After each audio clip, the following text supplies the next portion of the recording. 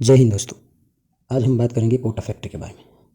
कोटा राजस्थान का एक ऐसा शहर जहाँ पूरे देश से बच्चे आते हैं अपने भविष्य के सपने लेकर, लेकिन उनमें से कुछ बच्चे वापस ही नहीं जा पाते।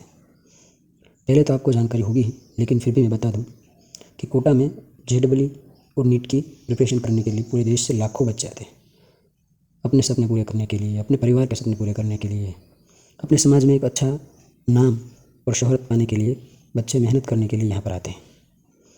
लगभग पूरे देश से बच्चे यहाँ पर आते हैं, लेकिन प्रिपरेशन के लिए कोटा ही क्यों?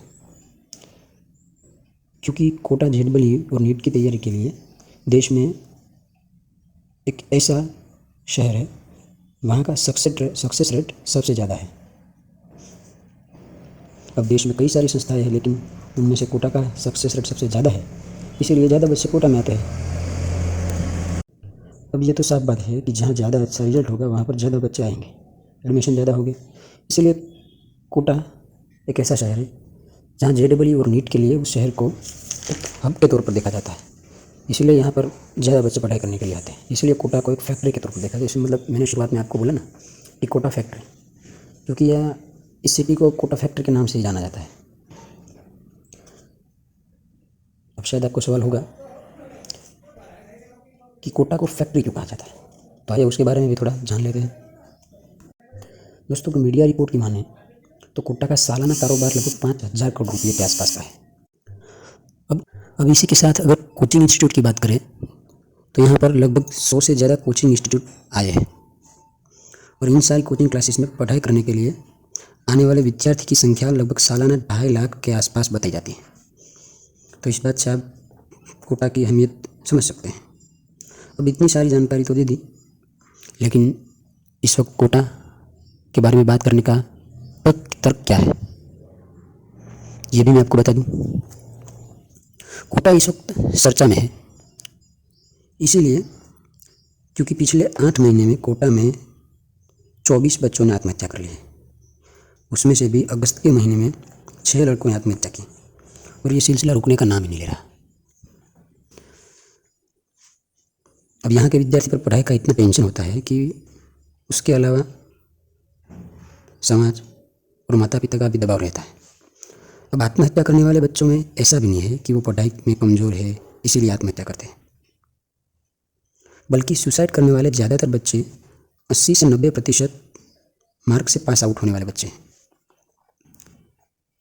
लेकिन जब वो यहाँ आते हैं तो उन पर पढ़ाई का इतना बोझ डाल दिया जाता है कि वो डिप्रेशन में चले जाते हैं, और डिप्रेशन के कारण उनके मार्क्स अच्छे नहीं आते, क्योंकि डिप्रेशन का असर पढ़ाई पे तो पड़ेगा ही। अब वो सोचने लगते हैं कि मेरे माता पिता के सपनों का क्या होगा, मेरे सपनों का क्या होगा जब मैं यहाँ से जाऊँगा। ऑब्वियसली अगर मार्क अच्छे नहीं आएंगे तो JEE और नीट में पास भी नहीं हो जाएंगे, और अगर JEE नीट में पास नहीं होंगे तो अच्छे कॉलेज में एडमिशन नहीं मिलेगा, वापस अपने घर ही जाना पड़ेगा।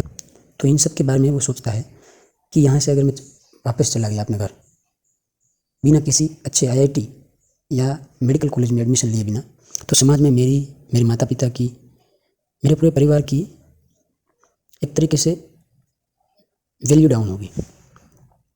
अब ये सारी बातें उसके दिमाग पर और उसके दिल पर इतना हावी हो जाती है कि वो सुसाइड करने के लिए मजबूर हो जाता है बच्चा।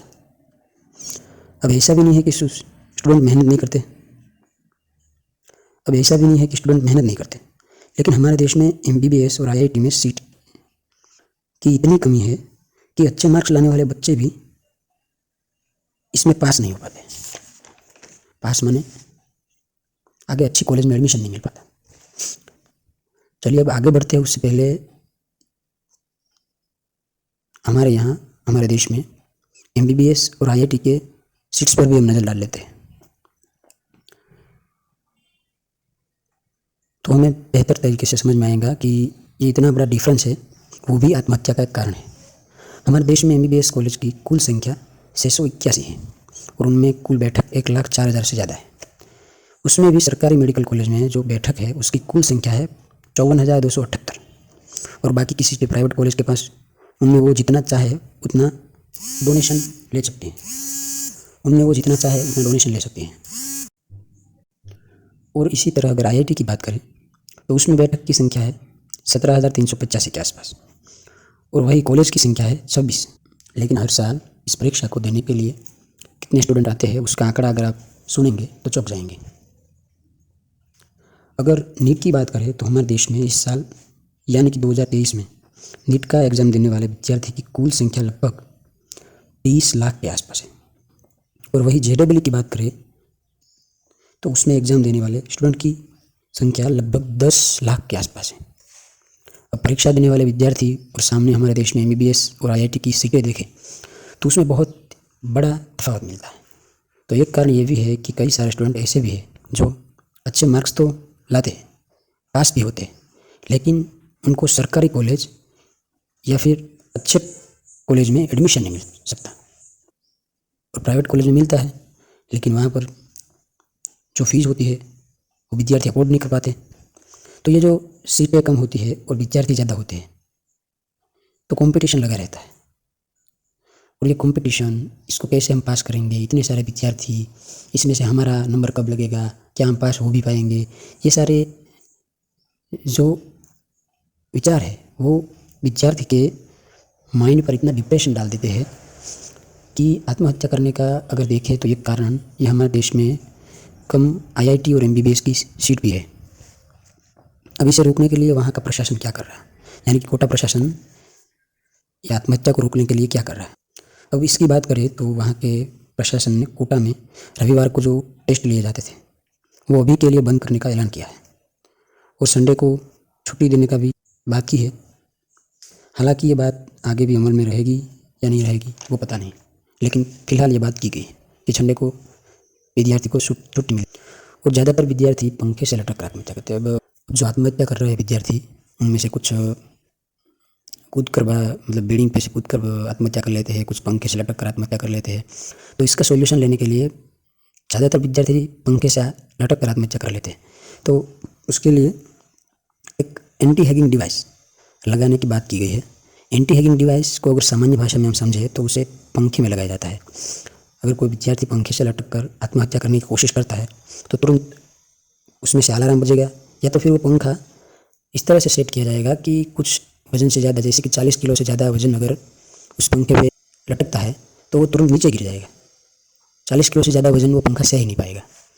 अब ये कुछ स्टेप्स जो वहाँ का प्रशासन, हॉस्टल्स वगैरह उन्होंने लिए हैं।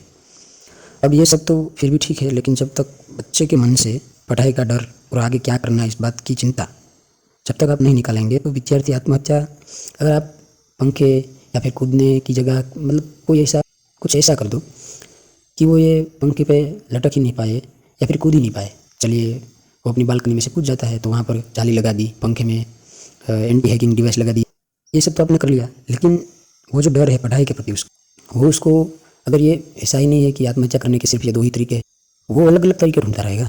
तो इसे रोकने के लिए सिर्फ विद्यार्थी ही नहीं बल्कि ऐसे स्टेप्स ही नहीं, माता पिता, कोचिंग क्लासेस, समाज और इन सब से ज़्यादा सरकार, ये सब जब तक आगे नहीं आएंगे तब तक ये सिलसिला थमने वाला नहीं है। हालांकि आप बेशक इनको कम कर सकते हैं, लेकिन विद्यार्थी के माइंड के अंदर जो असर है पढ़ाई को लेकर उसे आप कैसे रोकेंगे। पढ़ाई के प्रति उनका डर, समाज के प्रति जो उनका डर है, माता पिता को लेकर उनका डर है, वो आप कैसे निकालेंगे। क्योंकि हर साल हमारे देश में सुसाइड के मामले बड़ी तेज़ी से बढ़ते जा रहे हैं और इसका एक कारण रोज़गार भी है। तो सरकार अगर नए रोज़गार का भी निर्माण करे, इसके बारे में अवेयरनेस लाए तो इसमें ज़रूर बदलाव आ सकता है।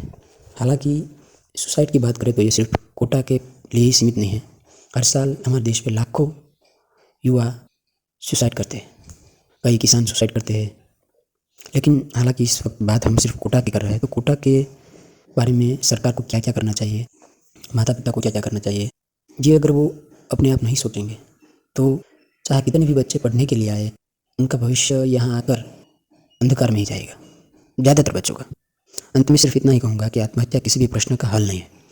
अपने आसपास के लोगों से खुलो मिलो, उनसे बातें करो, अपनी परेशानियाँ बताओ, ये सब करके अपना मन हल्का करो। हालांकि ये कहने के लिए बहुत अच्छा लगता है, लेकिन जो आदमी जिस परिस्थिति से गुजर रहा होता है उसके मन में क्या चलता है वो हम में से किसी को भी पता नहीं। तो ये थी कोटा की कहानी। अगर आपको पसंद आया हो तो सपोर्ट करें। अब आगे मिलेंगे, तब तक के लिए जय हिंद।